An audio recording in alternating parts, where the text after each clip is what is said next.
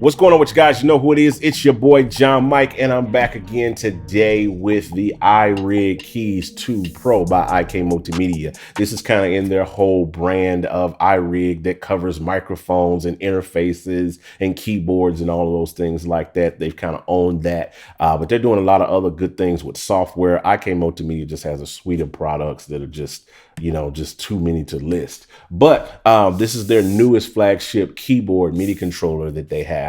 I've been wanting to do a review on this for a while since I saw it drop, and I finally got it in and got the opportunity to sit with it. So we're going to open up the box and we're going to get these initial first impressions and whether or not I think this is a good buy if you should spend your hard-earned dollars on this. So first looking at it, of course, you know, with the box and stuff, you can see that it's really made for iPhone, iPad, and iPod.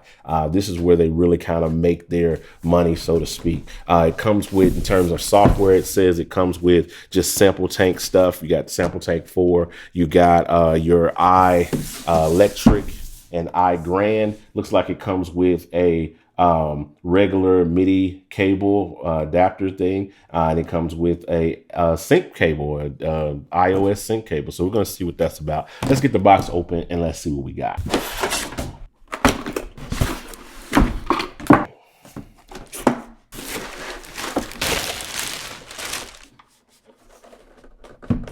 Okay, getting it out the box, it comes with the keyboard itself. You got your little packaging here, your software manual, all of that good stuff like that in there.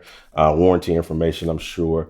And you got this little box with all of your little cables in here, which is really, really cool. So you're getting a few different cables with this. You're getting this standard kind of MIDI thing, and this is the new standard that they're calling TRS MIDI that allows you to just kind of plug. It simplifies your MIDI thing. It sends MIDI over a TRS cable. So that's pretty cool, pretty dope to kind of look at. We'll look at that in a minute, and we'll talk about that a little bit deeper as we go into this. Then you have your iOS sync cable that allows you, which is pretty dope. If you have an iPhone or iPad, it lets you kind of just plug directly into it just from here, from that. So that's pretty cool. And then you have the regular USB sync cable here. I wish they had it, you know, one for like the new iPad, maybe like a USB-C. That would have been dope for the new Macs and the new iPad Pro if they included something like that. But you know, is what it is. You got this one if you want to use it for those, and you just have to use a dongle or an adapter. Now, the keyboard itself looks really, really dope.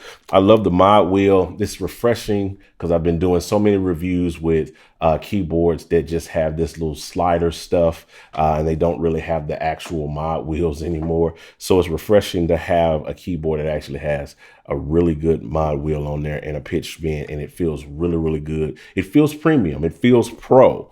It does. It's got that nice kind of like a rubbery kind of feel to it. So it feels really, really good as opposed to plastic kind of pitch bend in my wheel. Knobs, they all kind of have this same kind of rubbery feel to them. They're not plastic, for those who are wondering. These all have this like rubbery kind of feel that really feels good. So you got regular, 4 kind of regular knobs, and then you got an endless kind of data encoder that lets you do this.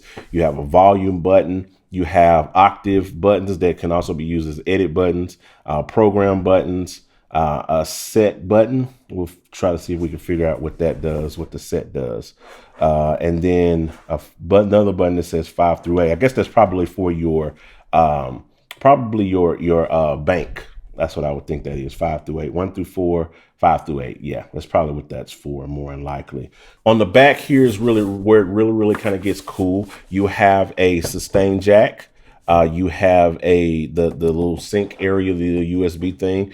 You have a headphone jack, an actual headphone jack. So I'm going to see how that works. That sounds pretty interesting. I wonder if that's going to work the way that I think it's going to work. And then you have a MIDI in and MIDI out, all the TRS. And that's where this thing kind of comes in here. Instead of like putting a traditional MIDI jack, they can lower the profile by using the TRS MIDI cable. So you can just plug this in here, and then you can plug it into like a module or any other MIDI gear that takes, standard MIDI.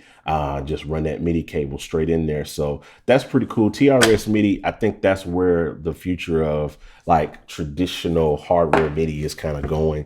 Everybody's trying to kind of shrink their profiles, and that's going to be the way that they do it. So we're going to get this thing plugged up nice and light, not heavy, but we're going to get it plugged up and we're going to see what this thing can do.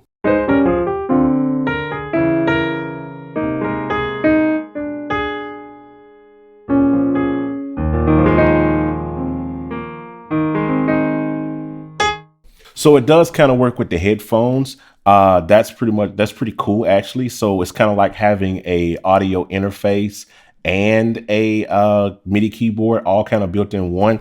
And when you look at the, your thing, it actually shows up in your, like on my iPad, it shows up as iRig Keys Pro. So that's pretty cool. So it's kind of like having, like I said, having an interface and a keyboard all built in one. So hence the name Pro. So I think that's really, really dope and really, really cool to kind of have that option to be able to do that. So keys wise, it feels really, really good. Feels really, really good to play.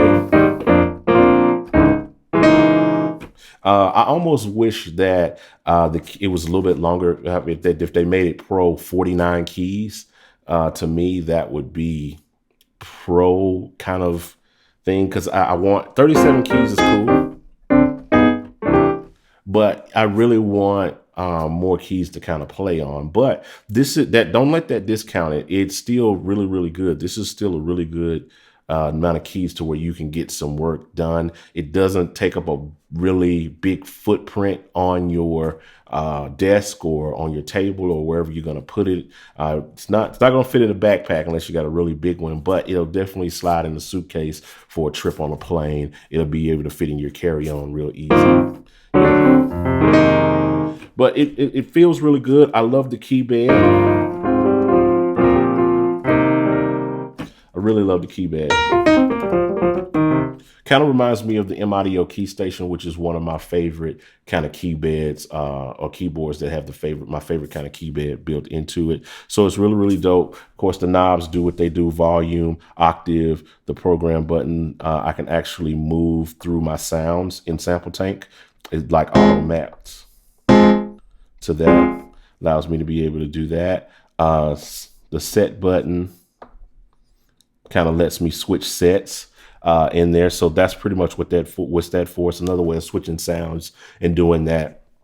And then you have your bank 1, 5 through 8. So it's made to kind of work with Sample Tank right out the box and kind of do some things. So that's just really, really cool. I mean, really, really cool. Minimalistic, doesn't give you a whole lot of things. I wish it had a transport. Maybe if they had stuck a transport control right here, I think that would set it off and make it kind of really pro for me, because then you would have, you could use this as a full control surface to control your software and all of that without having to touch it. So I think this is a really good buy, especially the fact that it's basically an audio interface built into it. So for something like this, when I got my iPad Pro that has no headphone jack, and the iPhones now, they don't have headphone jacks and all of that stuff like that. So I could easily now take this keyboard, plug it up anywhere I want to go, and be able to, run a line out from the keyboard itself to my mixer, to whatever, and be able to get sound out of my device. That is very much, very much worth it. So price wise, normally I talk about this on the front end of the video, but I guess I'll tag it on the back end. You're talking about $150. Is it worth that? That's a hard thing to say. There's much cheaper keyboards that give you more keys, more control for that price. So you can kind of take that with a grain of salt. For $150, I really wish it would have came with at least 49 keys for $150. You know what I'm saying? I think, an extra, octave would have made the difference in that, or what have you, just having that. But maybe they just didn't want to make it long. I don't know. It feels good. It's a good buy. I give it easily If I had to rate it out of 5, I'd give it a 4 out of 5. I'd only take away points for the fact that it does not have a transport control. It does not have an extra set of keys. It's only 37 keys. And the software that it comes with is pretty much proprietary to IK Multimedia. But I believe they could have given you more software, but they kind of played to their iOS kind of people, because people are going to be using this, and they don't have that many iOS apps that cover the spectrum as they do with the regular plugins. So that's something to kind of think about. Now I have the other iRig keys to not the non-pro one that I'm going to cover in a separate video, and then I'm going to do a video comparing both of these, and so you'll be able to check those out. If they're already out, you'll see them in the cards down in the description. So that's it, folks. That's all I have for you today. I wanted to just jump in real quick and down and dirty and cover this keyboard and give my thoughts and my opinions on it and how it feels and how it looks and all of those things like that. Hope this video helped you. Hope it blessed you. You know how we do. Hit the like button, the subscribe button, turn on notifications, drop comment, ask me any questions you might have about this or the software or whatever down in the comments. And I look forward to talking to you guys down there, and we'll holler at you later. I'm out. Holler at your boy.